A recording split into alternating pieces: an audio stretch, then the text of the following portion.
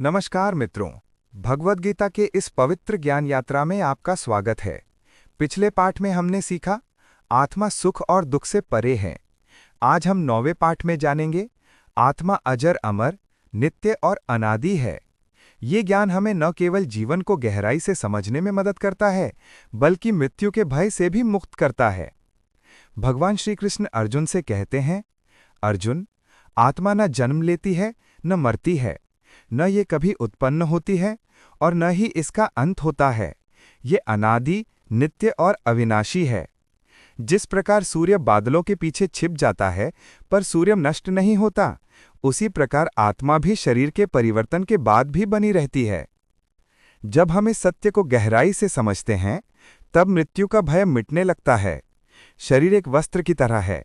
जब पुराना हो जाता है तो आत्मा उसे त्याग कर नया शरीर धारण करती है। जैसे हम पुराने कपड़े उतारकर नए पहनते हैं, वैसे ही आत्मा भी शरीर बदलती है। इसलिए किसी के शरीर के जाने पर शोक में डूबना आत्मा की वास्तविकता को न समझने के समान है।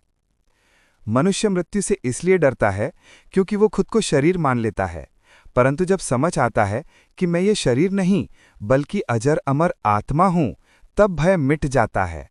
यही ज्ञान इंसान को आंतरिक शांति और निर्भयता देता है। आत्मा समय से परे है।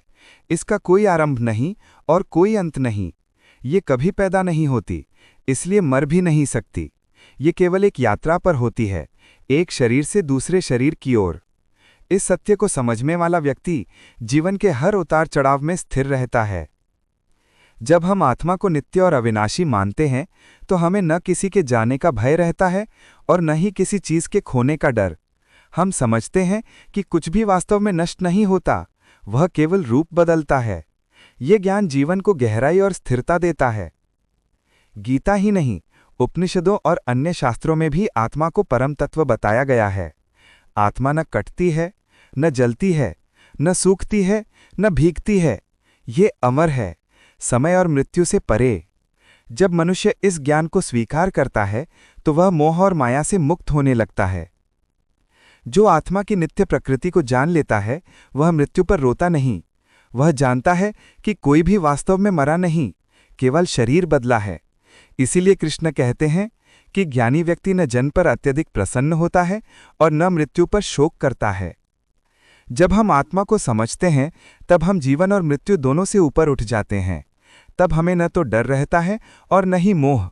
यही स्थिति मोक्ष की ओर पहला कदम है। आत्मा की नित्य प्रकृति को समझने के बाद मनुष्य हर परिस्थिति में शांत रहना सीखता है। किसी के जाने का दुख आता तो है, पर मन स्थिर रहता है। जीवन में हर पल को एक यात्रा का हिस्सा मानकर स्वीकार करता है। मित्रों, आत्मा न तो कभी जन्म लेती है, न कभी मरती है। शरीर बदलते हैं, पर आत्मा वही रहती है।